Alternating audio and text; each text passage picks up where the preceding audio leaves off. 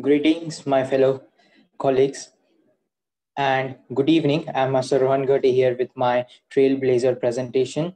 As you all know, that this is a brainstorming activity. So even I have one of my brainstorming presentations, and to be honest, I have stormed it uh, like around the time of 2020 December. I even wrote a research paper on it, but I haven't published it yet because I think that it needs a revision, a little bit changes, and then it is done. However, I am presenting a summary of what I have already written in that research paper. And as it is a totally original idea, I owe you an apologize for not including any imagery in this particular presentation, though I have 2 or 3 illustrations with me. Great. So here I have the creator theory. Before going into this theory, I would like to explain what this theory is for and what is the base you will need to understand this theory, the creator theory. Okay, so first of all, this theory supports finite dimensions. Infinite dimensions, which means that this theory assumes that there are not only 11 or 21, kind of dimension, but there are infinite dimensions. And next is that it works on analogy and induction method. This means that I will give you an explanation, I will give you an explanation for any another thing, and I will relate it to this theory and why that particular explanation works with this theory well. Great. And the third point, this theory uses mathematics with a huge error, because you won't believe, but I have provided an equation which allows the creator to measure the evolution of a body or the creation body and the evolution of the event. Okay, how fast or what is or with what speed the event is evolving, to which I will come back later. So in the on such a huge scale, of course, the mathematically has to be error sum. That's one. Great. The next, the creator theory answers the reason for the creation of the universe. This is one objective of this theory. Why the universe is created. This was one of the most captivating question I found in the famous book by Dr. Stephen Hawking, The Brief History of Time. Next, the creator theory provides mathematical support to the existence of the creator. Of course, we have many evidence. Science had proven the existence of the creator. However, this theory gives it a different approach, and I believe that it is one of the strongest approaches. Next, the creator theory assumes an entirely new model of the universe. Now, I would like to explain this to you over here only, okay, and I will also get back to it further in the presentation. However, I would like to have your attention over here. So let us assume this is a very big box, and let us assume that this is nth dimension. Okay, I will name it as nth dimension. Then I have, let us say, circles. Okay, 1, 2, 3 circles in this big box. Then I have small triangles, let us say 2 triangles in these circles, and I have in those triangles, okay, this is a triangle, in those triangle I have certain lines. Now, what I would like to say is that this box is your nth dimension. Okay, so this is nth dimension. I will write it over here. This is nth dimension.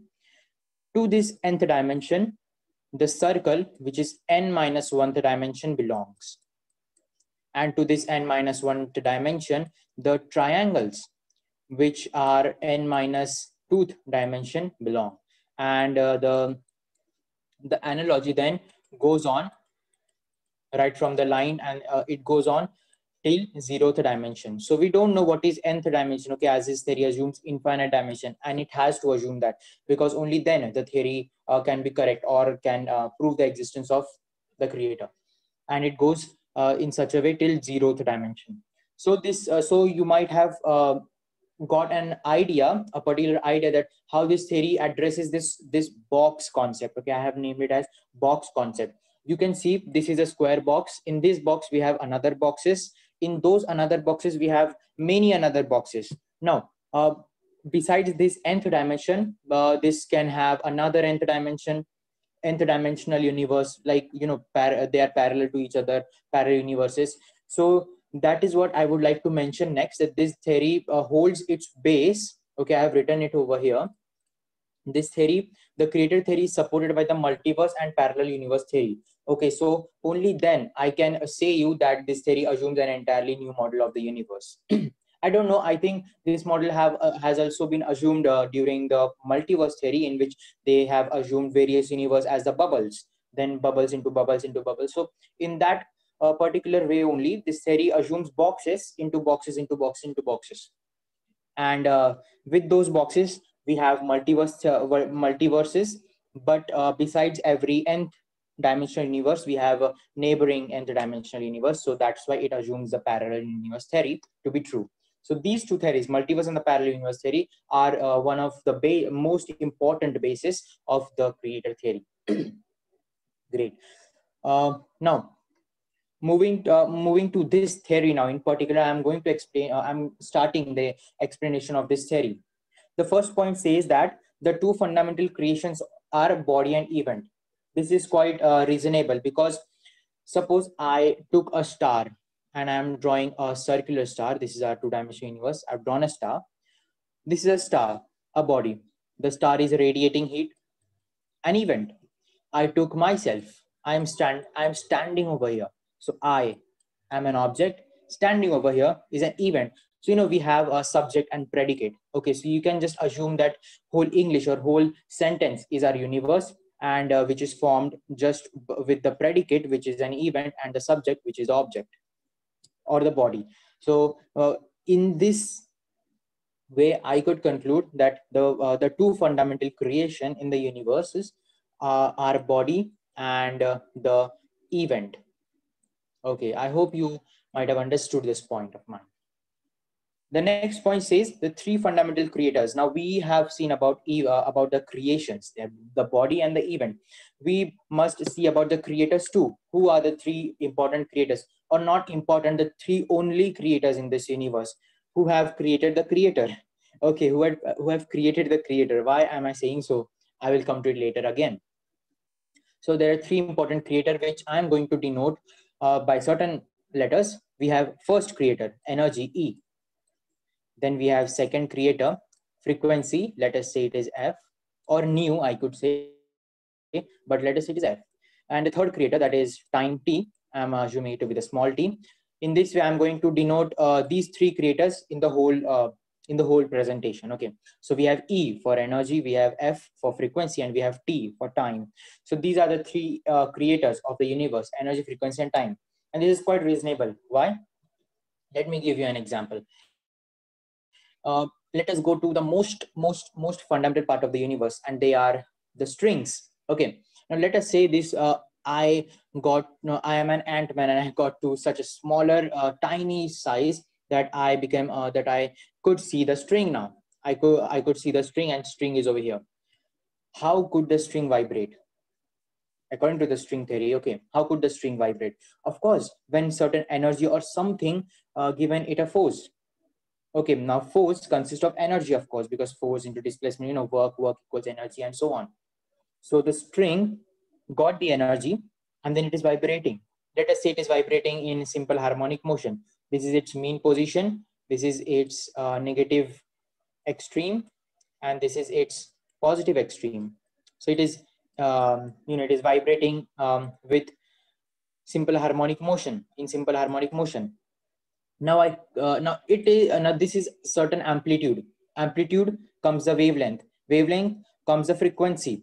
Okay, so, and we also have sound or light or various electromagnetic spectrum, and we almost count them on with the frequency. And then we have certain formulas with you know, frequency, like we have h nu, which equals again energy equals h nu.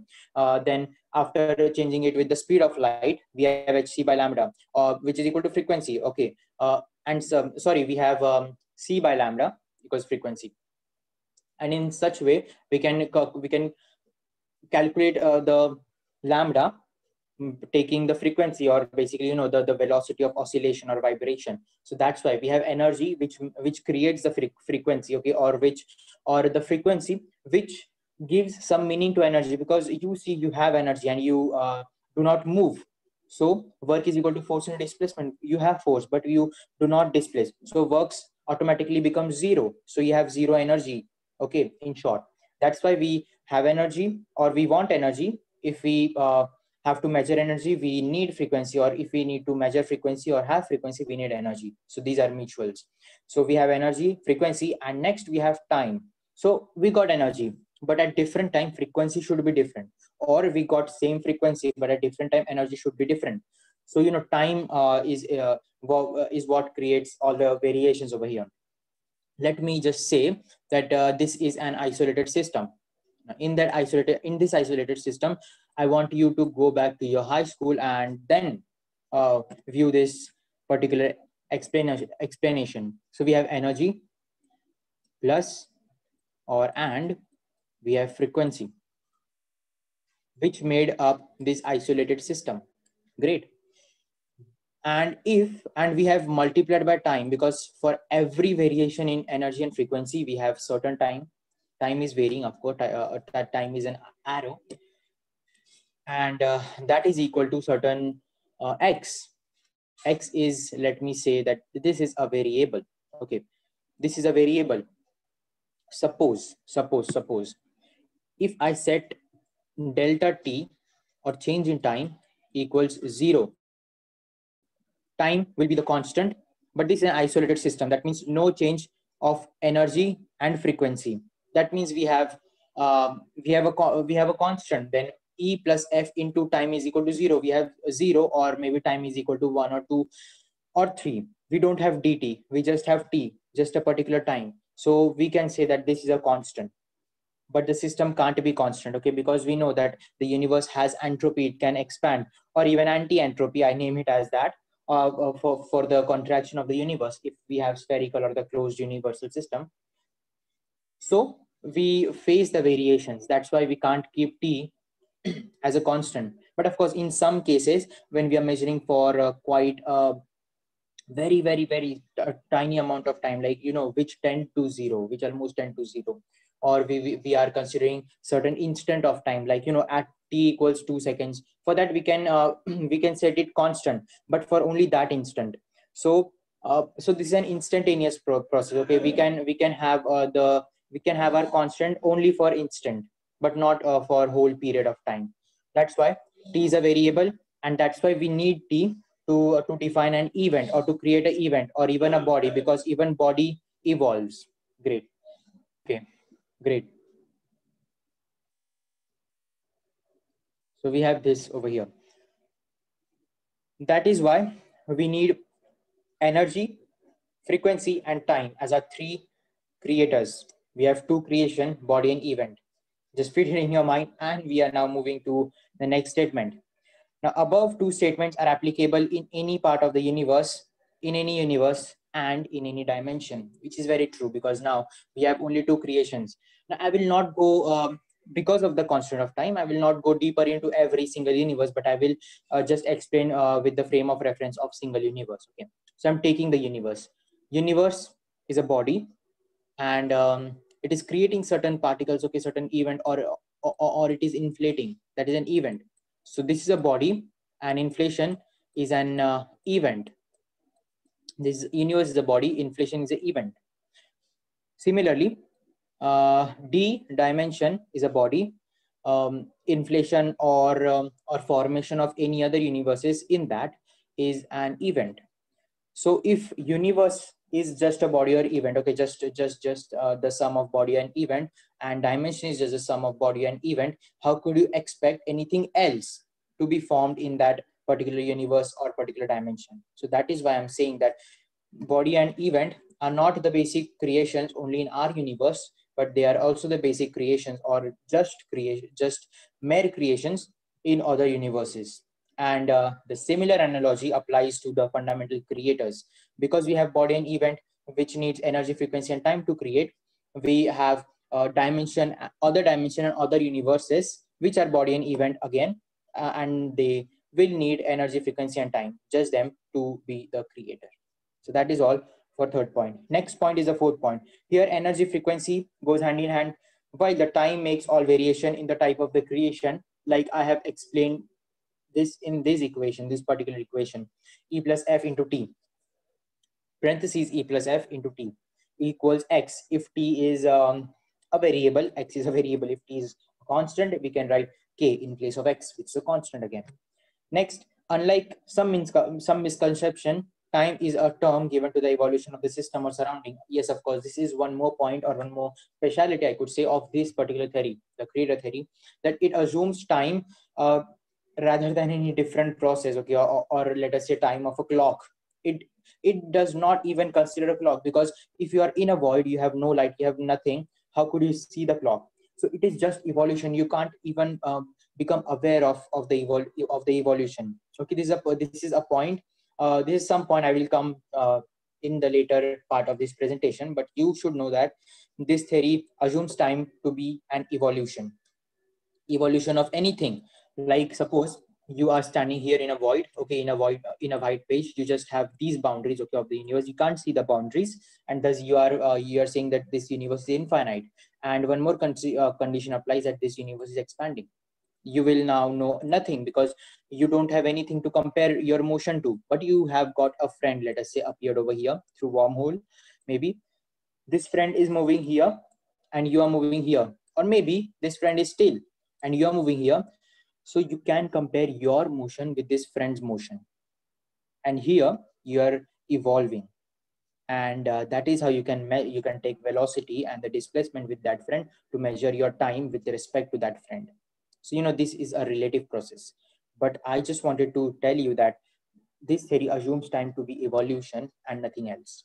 Next point, both the fundamental creations have two aspects in common: energy and force. Both the fundamental creation have two aspects in common, and to be more specific, body just have these two aspects: energy and force. Why? You see, body, yeah, let us say, I will take this example only. Okay, now my friend disappeared from this. Okay, wormhole just became a black hole and sucked him in. He's disappeared. I am still moving. Okay, as I started moving, I can't measure. The universe is expanding in this particular direction, and now I have no one to compare my motion to. So what should I do? I can't do anything. But still, if I am the observer and I am observing that particular dot, let us say point A, I will say that point A is moving. How? But that point A, how can it move? Energy exists in every, even, yes, energy makes the string, and string vibrates to make all the thing. So all means all, even the void, or nothing is something here. Nothing is something. Okay, so void is nothing. That means it is nothing. So even the void to be created, we need energy. And if energy is there and this body is getting displaced, that means we have constant work, we have constant displacement. That means we need to have a constant force can't be zero. That is why body should have energy and force, and body has nothing else. Why? You will know this when I will explain you what event consists of and which body do not. So basically, event consists of energy and force, which I have explained earlier. Okay, why? Because if I'm comparing myself with my friend standing over here, I am moving, I have energy and force. So, and my friend is standing over here. That means my friend is still doing something. He's at least standing over there, or he's at least stationary over there. So he needs force and energy. Okay, let the work be zero, or let the displacement be zero, but he's still standing there. So he has energy and force. He has got that. Certain different properties which he has got, or which that whole event has got, are abstract properties, spatial properties, spiritual properties, time properties, physical properties, and the quantum properties. Now, do not get rid of these names. These are very important names, and they are not so difficult. Just the name seems difficult, but they have a pretty concise explanation of themselves. So what do these explain to us? First, I would like to go with the spiritual properties. Spiritual properties allows an event to exist in other three-dimensional universes. So spiritual property, basically connects us. Okay, fine. I will say, just a minute, firstly, I will clear my board, or I will go to a next blank slide. Great. Yes, you can also see, here an illustration. I will draw the drawings over here so that you can see this. This is an event circle. Okay, this is called an event circle. Keep that in mind. Yeah, first is the spiritual property. Now let us say I'm here and I have traveled and I've got here. I don't know whether I've got or not, but some person, of higher dimension may be looking towards me, and he noticed that I have displaced. Okay, when he will compare my motion to himself. So this is a 3D space, let us say, and this is another 3D space. Though I have moved in one universe only, I haven't even exchanged the universes, but at least I have exchanged the space, the 3D space. So this is a spiritual property. Spiritual property allows us to allows an event to exist in other three-dimensional universes or spaces. I can say it as. Now, besides spaces, if we go to a higher, to a higher level, I could say that if I'm transferring myself from here through a wormhole or through such fantasy, I'm transferring myself to this universe over here, or maybe I'm transferring myself from three-dimensional universe to fourth-dimensional universe here, then this too is allowed by the spiritual property. This too is a spiritual property. How? Why am I saying so? You see, yeah, this is the best. This will be the best example to give. Here is my body, or here is body A, and here is body B. Okay, so this is body A, and this is body B. Body A is moving over here, and with respect to A, body B is moving over here. Okay, remember this dotted line. B is actually stationary, but with respect to body A, B is moving over here. Can't I measure the time? Can't I measure the time? Yes, I could, for sure. In which dimension time exists? 3 plus 1. Time exists in 4 dimension. So am I saying the truth that the happening or the beginning or the existence of this particular event of moving has transferred us in the 4th dimension? Well, just assume that B disappears and there is just me or this body A moving. He has no one to compare to. So will there be any time exist? No.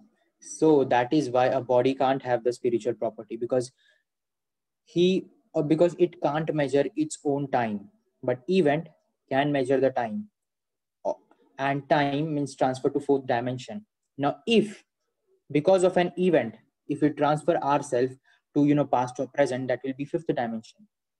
If we make changes in the past or present, even making changes is an event that will be again transferring from 5th to the 5th dimension, or from 5th to 6th dimension. That means spiritual property comes over here. So spiritual property does exist in the universe or in the event, basically to the event. So here we have here we have spiritual properties. So you see, spiritual properties explained. Next is the quantum properties. Now other all properties are just simple, except the abstract properties. Next are quantum properties. These properties provide external material like radiation and particles. Okay, like radiation and particles can have the same structure in any dimension. So quantum properties, basically this makes up the body. Okay, in an event, it makes up the body in an event. Now, I could either say that that body A is looking at body B and then measuring its motion while body B is going here. Or I could say that because A is measuring the motion, he could see body B, or he could measure the motion of body B. That means the event of moving as per A created one more body, that is B. And if the B wouldn't have been created, the event should not exist. So if we take a contradicted statement, okay, or if we take the inversion of the statement that because of B event is created, we will get that because of event B is created.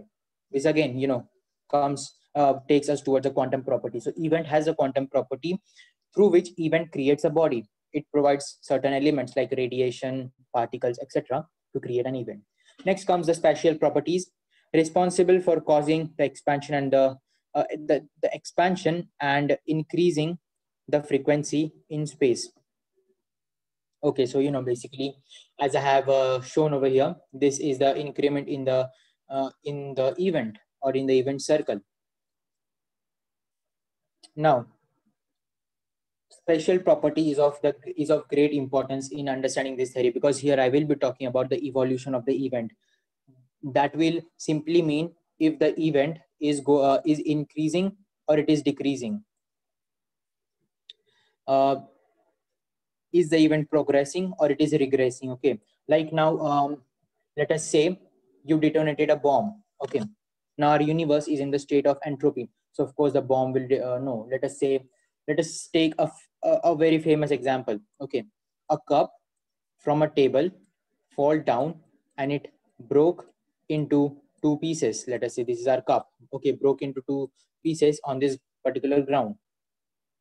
It can't it can't just join again and reverse its motion to again come on the table. That is not possible in our universe. That means the event in our universe is progressive.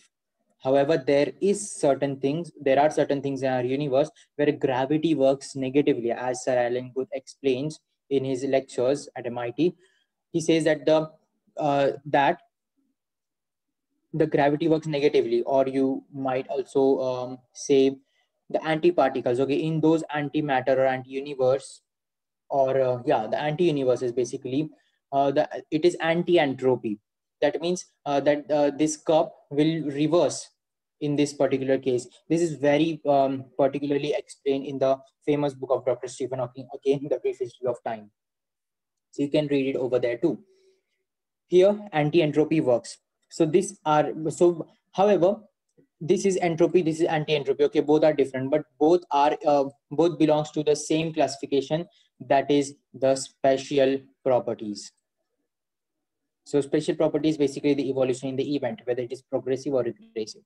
Next comes the time property. Very simple. Time property is responsible for evolution and continuous progress and regress in the event. So basically this explains the same thing. Next is the physical properties. Presence of laws of physics in the respective event. So you see, I am coming up with the same example every time. That is a relative motion in between body A and body B. So basically here one physical law is working, that is a relative motion. Okay, if A, let us say, clashes with B, force or maybe collision, okay, elastic or inelastic, I don't know. I threw a ball over here, ball come towards me, a rocket flew in the air. Again, these are certain events which has physical laws. And if I would take myself in a void, I could not move, because I could not exert force on anything, except I'm having a jetpack and any particle behind me, then I can fly, then I can throw certain particles through the jetpack. These particles will bounce off this particular particle again, and they will exert a backward force towards me, and then I will move further. This is the same case with the rocket. That is why the body do not have physical properties, because body is said to be in a void. Okay, see here, you can see a body. This is in this void, in this expandable or entropic void, but the event is just happening. Okay, this when I with the help of a jetpack moved further, this is an event, and this this is basically the third law of Newton. So that is why physical properties applies in every event, and that's why event circle contains physical properties. Next are the abstract properties. The abstract properties imbibe qualities and philosophical meaning to an event. Now, if I am in a void, I couldn't have any experience. This is a very a very general world. This is not actually, I can't say it an actual scientific thing, these abstract properties. But to make it to make this theory more accurate, I went a little beyond science, and then I looked towards this world, and I saw that I need philosophy. So that is why I conclude abstract properties on this place. So abstract properties are the properties which basically embodies the qualities and philosophical meaning to an event. So we need philosophers basically for this. And with this, I am done with explaining all the six properties to you. Without further ado, with the constant of the time, I'm moving further. Now, before 8th point, I would like to tell you that this theory assumes body to be in a void called space. I'm just reminding this to you. Next, the space has two defining properties. Okay, first is entropy. Okay, that is a tendency to expand, as you all know it. Second, it looks the same in all direction. A very famous and a very a very remembered line by me in the book of Dr. Stephen Hawking. Next is considering these properties, the following points are about the body. Now, from point 8 to maybe 11, we are going to study about the body and how it works. And by considering these previous points, okay, that is two tendency to two basic properties. Okay, first the entropy and the second is the space looks same, or the void or that space where the body resides looks the same in all direction, and body said to be in a void, and that void looks the same in all direction. It is entropy, it is expanding. This is a particular case to our universe, okay, because anti-universe can be anti-entropic maybe, okay, that is why. So 8th point says that body contains energy and force, which I already explained. Therefore, if it is considered as a system, it has some internal evolution. Now, without beating around the bush, I will directly clear my drawings from this beautiful page. I will go to an empty page and I will take my pen and I will draw certain things here. Without moving into any body, I will just take an atom.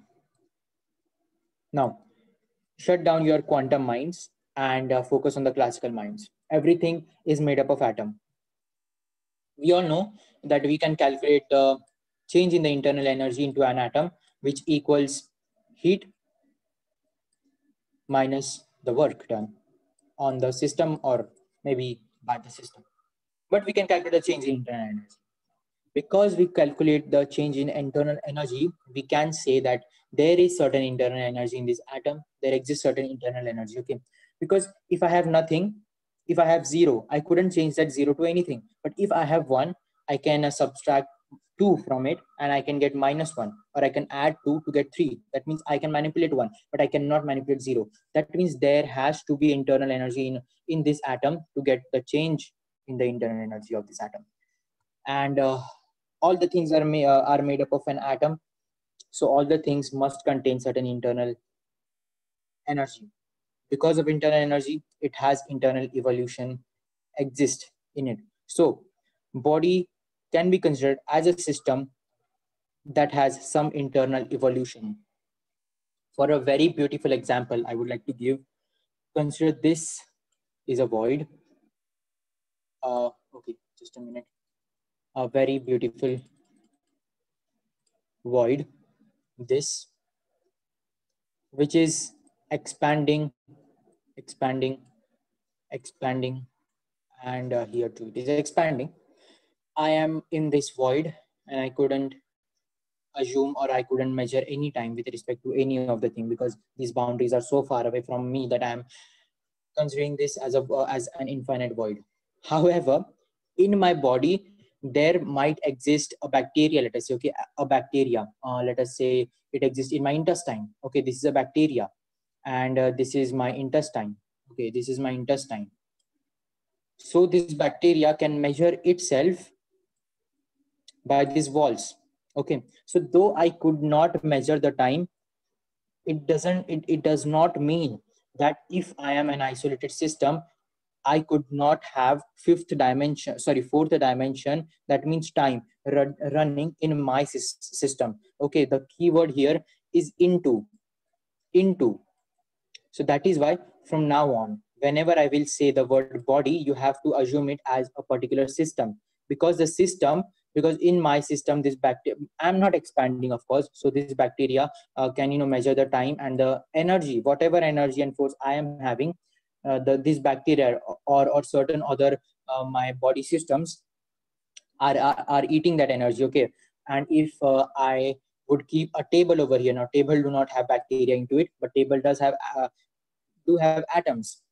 So those atoms are eating up all the energy and releasing the electrons here and there. this filling up the space, of course. So that is why I told you that that a body, because it has energy or force, it can be considered as a system with some internal evolution because it has internal energy. Ninth point, taking into account the two properties of the universe, the body could not define its position and its rate of change. Of course, this is what I mentioned you earlier. I explained to you earlier. The two properties of the void or of the space is that it is ever expanding, okay, anthropic, and it looks the same in all direction. It is homogeneous, or maybe I could say it is means not maybe, and it is equilibrium. It is in the thermal equilibrium. For our case, according to the microwave background, um, I can say it is 2.17 Kelvin approximately. Okay. Next, in the general world, each system is defined to be in motion with respect to with respect to other systems, which are in its surrounding.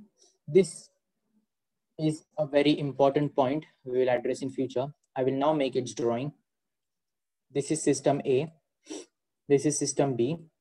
Okay, let us say system A is my body. System B is, let us say, your body. Okay, and you're my friend. So I can measure my motion with your motion. Okay, this is the most simplest example I could ever find. That's why I'm taking the same example of the relative motion every time. But there is something running in my system. Okay, here let us say certain microorganisms maybe, or the process of digestion, or I'm eating something. Okay, great. So yeah, therefore each system is defined to be in motion with every other system. Now, because this system is there, I can measure my motion, whether I'm moving or not. And even if I'm not moving, I can say that T equals 0 and T equals 0. Yes, T is just equal 0. If I'm moving, T is equal to some constant, or the delta T is equal to some delta K. The change in time is equal to change in that constant, which I have considered previously. So 11th point says, thus, for this part, the theory concludes that each system needs every other system to define its position thus are related to each other. That is why every body, now I am A, relates to every other body, your B, in some sense, maybe to measure the time, to measure the motion, okay, to measure the internal evolution, maybe, okay, by measuring, by seeing the health of B, I can say, is my health good or not? Okay, if health of B, because of the health of B, if I could feel PT, then I will say that my health is good. That means my systems are running well. Okay, and vice versa. So that is why we are interconnected with each other. And if the same analogy would be applied at the universal level, I could say that every universe is related to every other universe. That is why we can find some similarity, whether with respect to time, whether with respect to evolution, or whether with respect to certain properties. But we find some similarity in every other universe with respect to, again, every other universe. From 12th point, I am going to explain you about the event. But before going to that, I have again a paragraph for you, which says, when a body could define its position or could calculate the rate of evolution, then it is said to be an event. Okay, again, when a body could define its position, here A can define its position with respect to B, or Earth can define its position with respect to Sun, or could calculate the rate of evolution. Okay, is A getting older or younger with respect to B? You can of course say that. So calculate the rate of evolution. Then it is said to be an event. Now, our previous theory proved right then. Because we have B or another body with us, we can calculate the event. Great. Or we can create an event. Considering point 11, okay, which says that every other body relates to every other body, a body will definitely need at least one more system, okay, at least one more system, or more than one systems in total, maybe 2 3 till infinite, till n systems, as an observer for an event to be created. Okay, following are to be event to be created. Okay, now here A is observing the movement of B and B is observing the movement of A. So A has at least one observer and B has at least one observer, that is A, and A has at least one observer, that is B. or maybe I have, or maybe A and B together have at least one observer, that is me. I'm observing their motion, so I'm concluding that they are creating an event. Okay, they are evolving. This is an event. This has time. This consists of energy because they are two different bodies. This consists of different frequencies because they are two different bodies. So I can say that. That is why it is an event. Great. However, if only A would be there, okay, I'm observing only A in a void, I can then compare my evolution or A's evolution with myself. So again, here an event is created.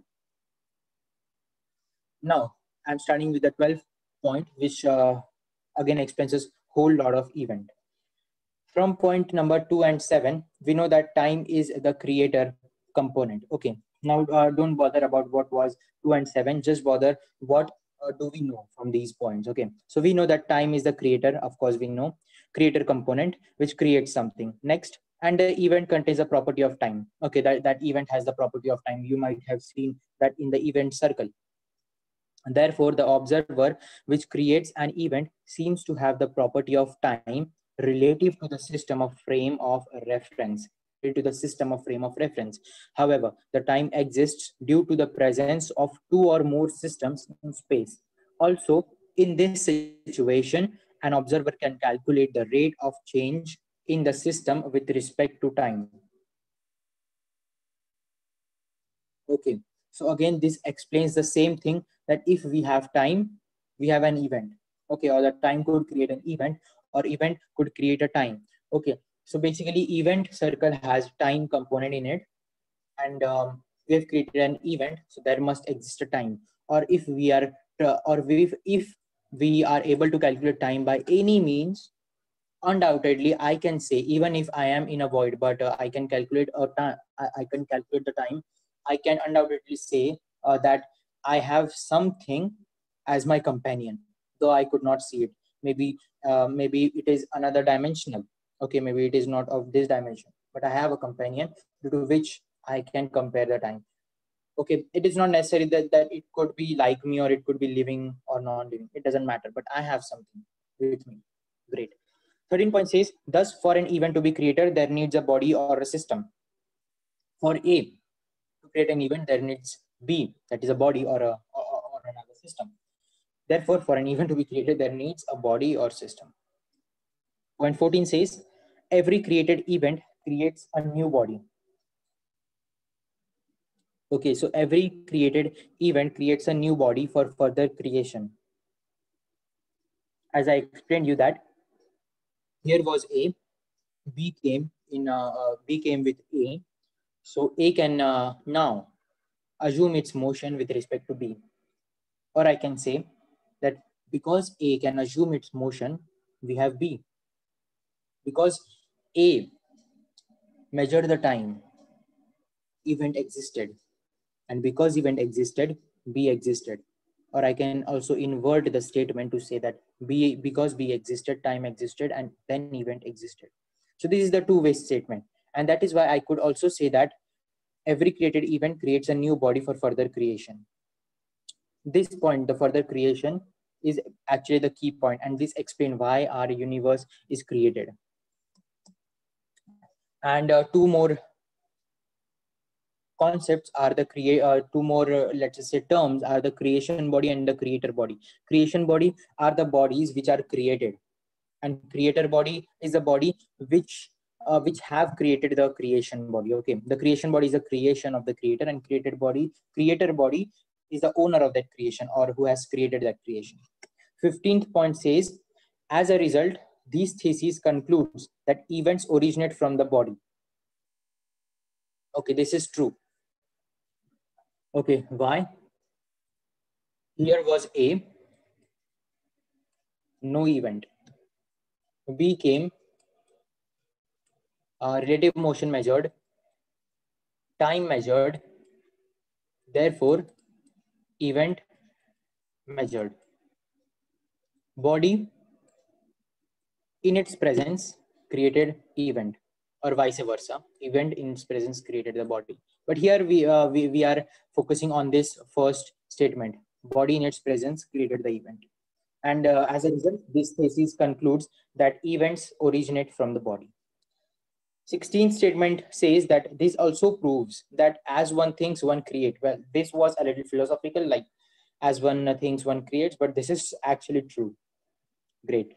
Moving to the next, 17th point. The above points. Again, this has to do a lot with analogies. You just take the terms I have explained on this page, and you have to apply these terms to the universe and then explore on yourself, and then explore on your own.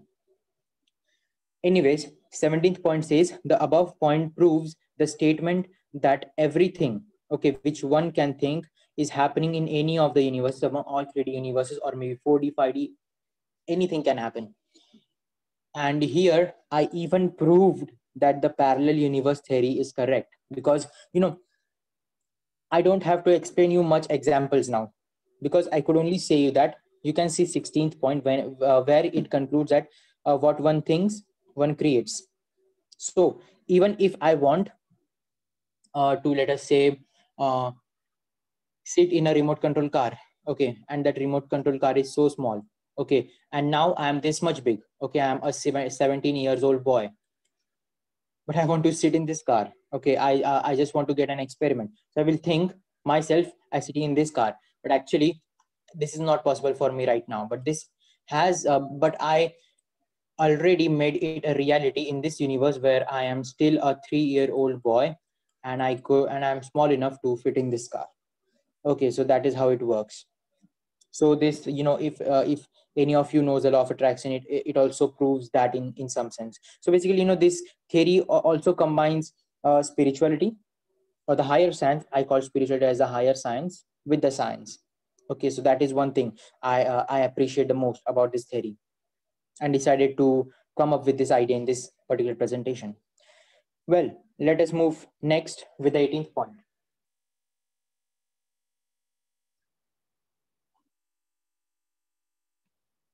18th point says, but for the above point to be true, that is, everything we think is there in any of the parallel universes. For this statement to be true, we have to accept that time is a created property, because one's wish of living in the life of 3-year old, like here I was wishing to live a life of 3-year old, can only be true in the universe where he or she is a 3-year old human. Now, more important for me, as compared to explain this example, is to prove you that our previous point was actually correct. Okay, because here, who made my thinking a reality? That was a time. Here the time is different, here the time is different. So energy was same, okay, energy was same, okay, I am here, the car is here, okay, the car is formed, I am in existence. Energy and frequency, does he there these are in existence, but what varied? That is time. So again, this example proved that time is a creator. Great. So like 18th point proved like second point. Okay, we were having second point where I explained three creators: energy, frequency, and time. So 18th point proved the second point right. So this theory stands in itself for its defense. That is one appreciative thing of this theory. Next, the 19th point. This means as one gave energy and frequency through any of the action. Okay, here thinking. Here I'm just thinking of that. Okay, but you can say you can have any of the actions. Okay, through which you can create uh, considerable energy and frequency. Okay, and then it combines up with time. Okay, in a certain manner, in which that wish must be a probability. Now you can see that we have a guitar. Okay, we have a guitar or a sitar or violin, whatever. I'm taking a guitar over here. So we have a guitar and we have strings.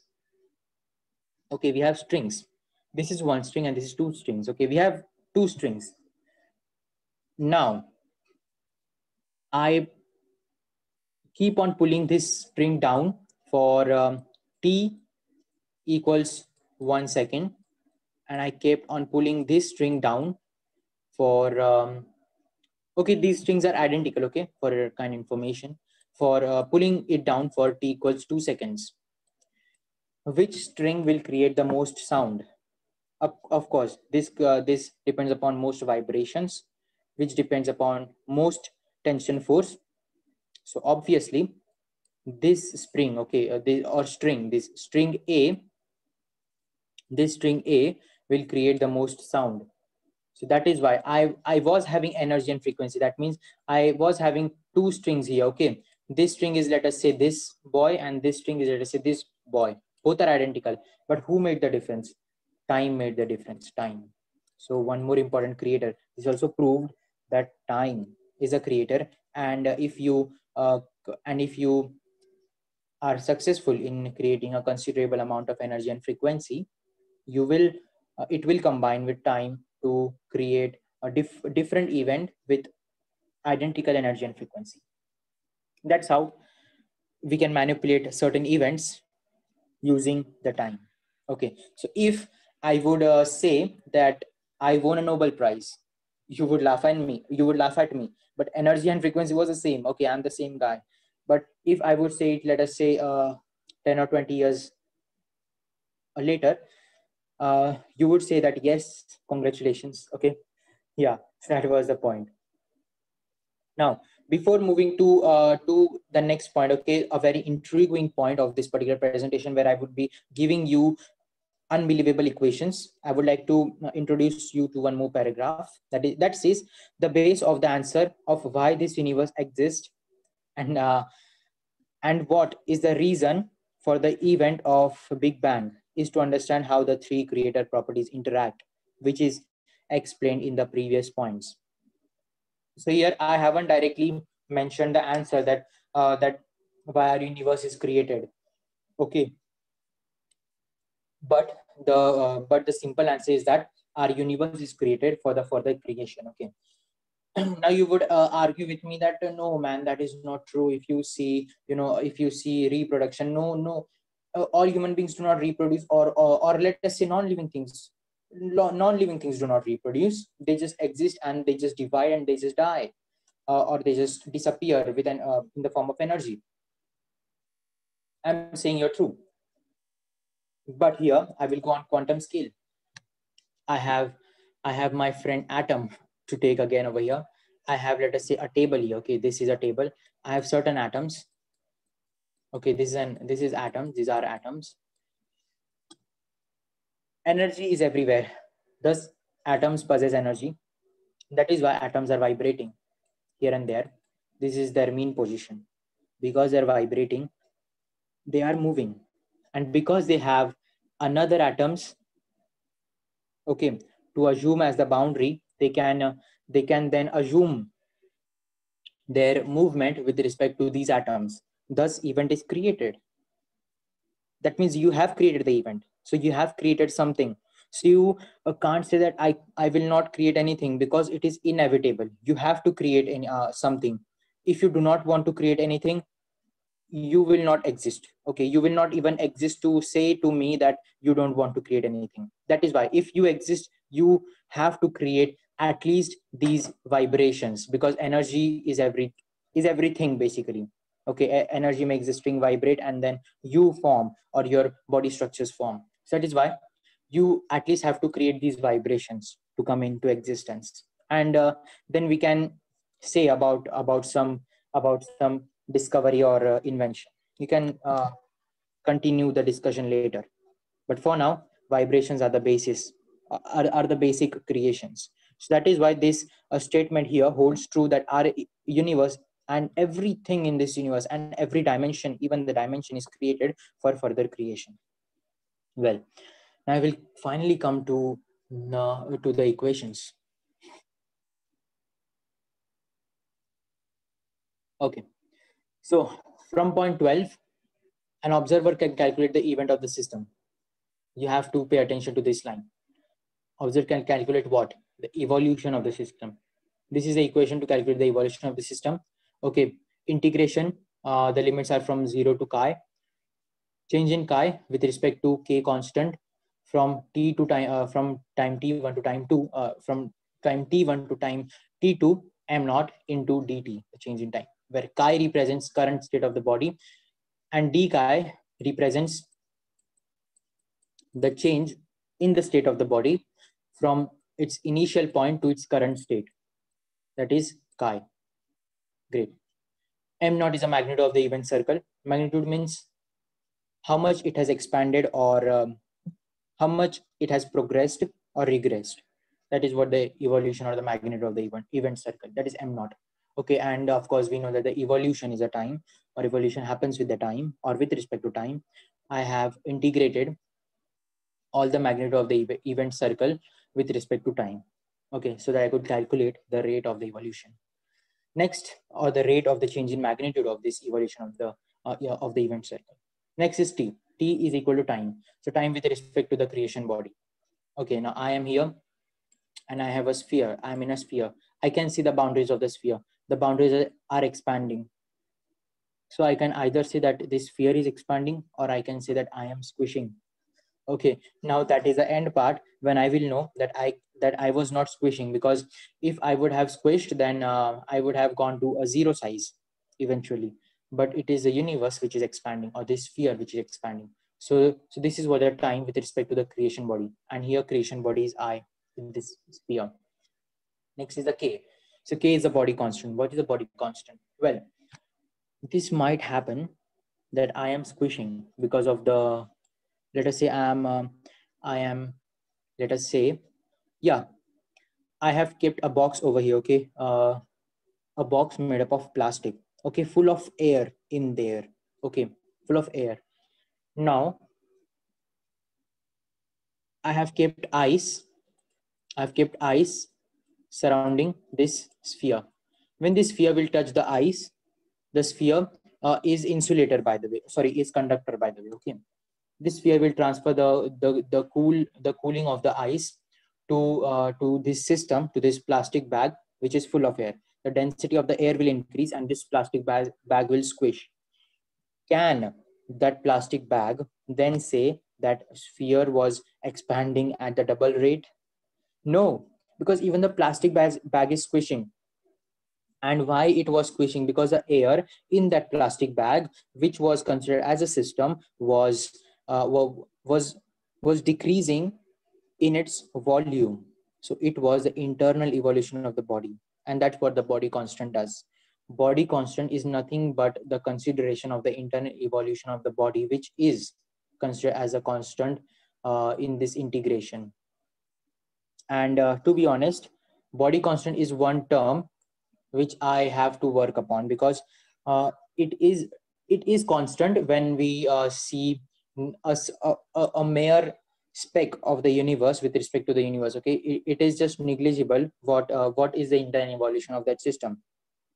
But when we see at very small scale, okay, when we see a plastic bag in a sphere, we have to consider the evolution in that plastic bag too. So this actually shouldn't be a constant in some cases. So for that exceptions, I have to work on it. Next, towards this equation. Now, here you have noticed that this was an evolution of for measuring the evolution of a system. Here, it gives us event must, okay. An event also creates a body. Okay, that's what we have already seen in point 14. Thus, an event must evolve, which can be calculated as. So this is the evolution of the event. This was the evolution of the system. This is the evolution of the event. Okay, event must evolve. This is what you have to keep an eye on. Great. So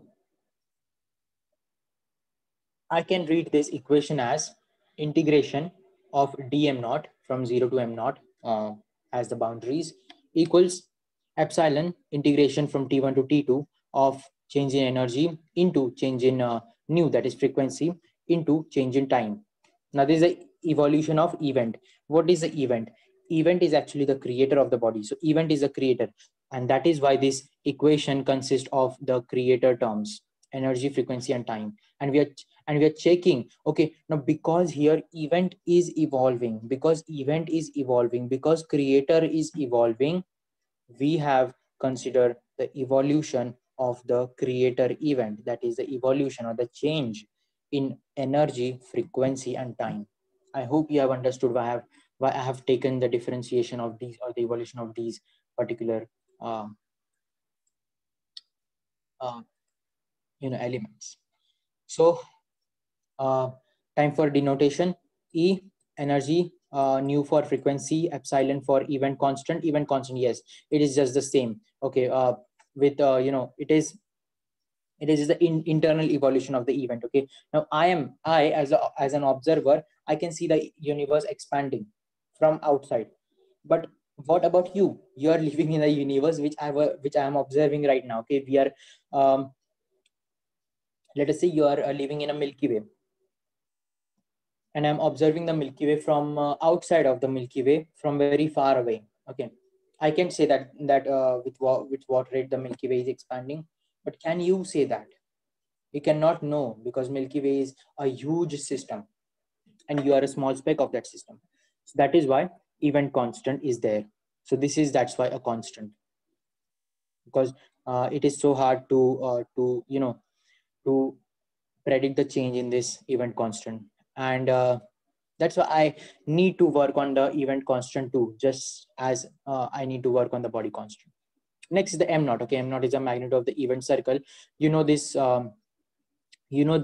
from this particular equation. Okay, magnitude of the event circle, how much it has progressed or regressed. Next is the time event with respect to the creation body. Here just time is just this, in the previous equation it is just same as that. So I hope you all have understood these equations. And to be very, very honest, these are the original equations, which have popped out of my mind. Great. Moving ahead, I would like to say that therefore both the above equation shows the relation between creator component and the creation component, which also is explained by the graphical approach in the research paper. Of course, this is true. Following are the when I'll share my research paper or when I'll publish it, you will see that at that time that I even have a graphical approach of this. Following are the points explaining the creation of this universe in the context of the creator theory. Okay, now I'm going towards the creation of this universe. So I will start from the 20th point, which says the creator theory assumes a creator body not from this universe.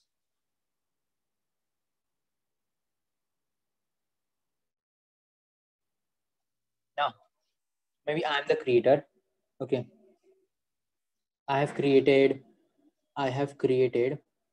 a person which looks like an A in this two-dimensional universe in time equals t seconds or t naught seconds.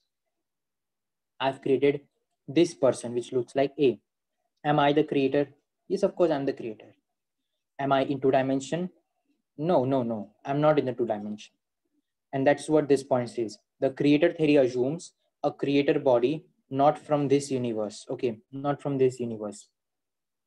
However, though, I need to work on that point too, because if I would consider a person from three dimensions, okay, from our universe, any animal, okay, animals reproduce. Okay, that means they create another animals which just look like them. Thus, they are the creator, and they belong to the same universe. So I need to work on this point, and I apologize for that. I apologize for that. Well, coming to the next point, 21. This body can be living or non-living.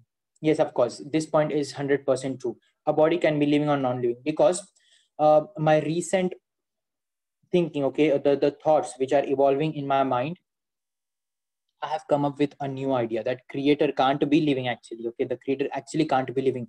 But if I'm considering an animal which is reproducing, they are living. That is why I have mentioned in this particular creator theory that the creator can be living or non-living. But the creators of all the creators, okay, which is nth dimension or the zeroth dimension, the universe might evolve from nth dimension and might end to in the zeroth dimension, or it might evolve from the zero dimension and it will end in nth dimension. And these 2 points are the singularity. From the singularity evolves all the dimensions, and in those particular, and in those each dimension evolves universes, multiverses, parallel universes. So that was the point of it. Next, according to the theory, this law even applies to us, for sure. 25th point, one can assume himself or herself as a creator of a 2D body after drawing a 2D figure. Some analogy will be worked out over here. I will just clear this space for now. Great. I have created a two-dimensional line. Okay. Is this a two-dimensional line? No, it is. This is one-dimensional line. Okay, let us create a circle. Now this is a two-dimensional figure. Circle is a two-dimensional figure. I've created I drew it in time equals t naught seconds. Am I the creator? Of course. So how can you deny to the creator? Creator should be there. Only then he only then he can he only then it can create. Actually, it, okay, it is the word which I should use over here. Only then it can create another things. Like I have created this two-dimensional circle. Okay, a three-dimensional being. I have created a two-dimensional being, that is this circle. So that's what this point says. One can assume himself or herself as a creator of a 2D body after drawing a 2D figure like this circle, and then just induct this process to every other dimension and universe. And the last point, the 27th point, says that this is applicable to the creation of any universe or any dimension. In this way, any universe or any dimension might have been created. And to this end, the creator theory makes three conclusions. First conclusion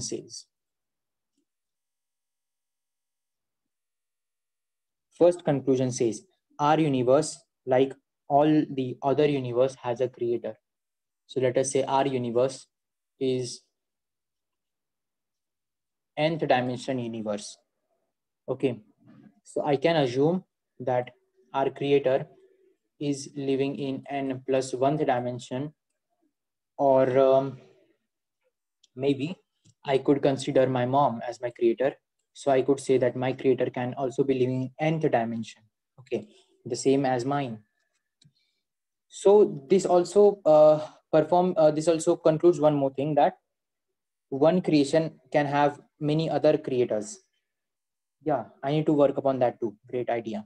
Next point, second conclusion says that as per point 14, each system along with humans exist to create and contribute in the cycle of the creation. This is what I already explained. If I have created n, then it should create something more. At least it should create those vibrations between atoms due to the presence of energy. And the third point says, our universe, being a body, exists for further creation. Again, the same point. And in this way, I end my session. But before that, I would like to tell you something, that how a dilemma is been created over here. I have assumed infinite universes. Let us say we have n universes. Okay, because if we will create infinite universes, we can't stand. Okay, we can't predict any of the universe, because there are infinite universes, man. How much possibilities? There can't be infinite possibilities, cannot be. Just they can be uncountable, but they are not infinite. We can count them, okay, with tremendous efforts.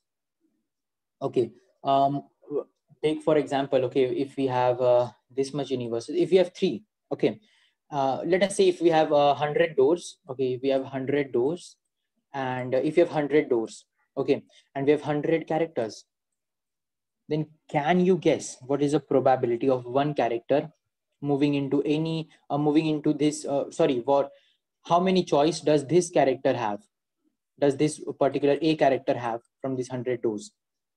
Okay, and at one time there can be multiple characters in one door. They're having 100 factorial, they're having 100 factorial possibilities. Is that infinite? No, this is just uncountable. This is just a bigger number, but this is not infinite. That is why I have considered nth dimension over here. But nth dimension should have a void to exist. It can't just exist into nothing. Even nothing is something. So there should be something. So that is why I am saying that n plus 1 should be there. But then it again creates an infinite dimension. Then it will do as 1, n plus 1, n plus 2, n plus 3. However, this is what is a dilemma. Okay, if I'm considering that n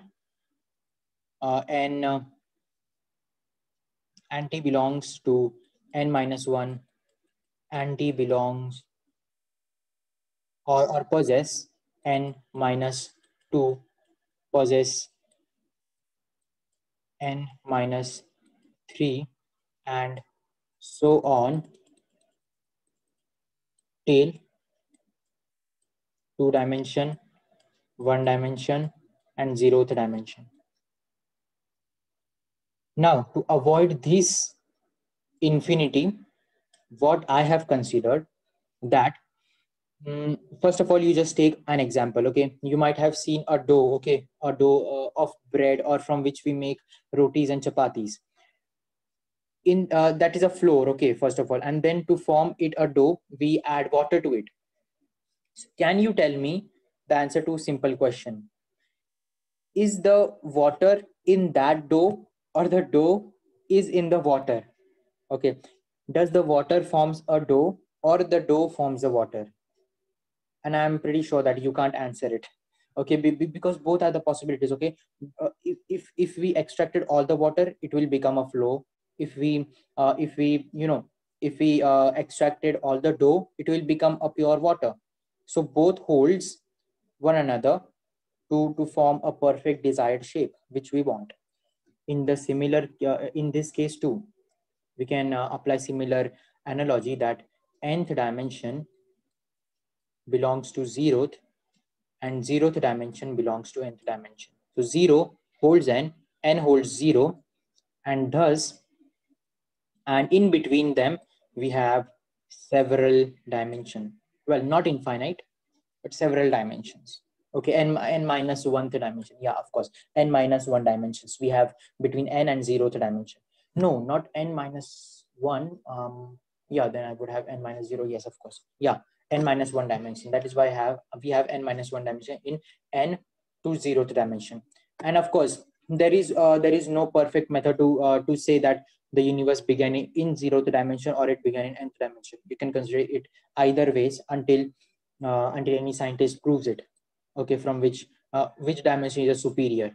Okay, however, I would like to tell you that nth dimension is a singularity with a total chaos, and 0th dimension singularity with a total chaos.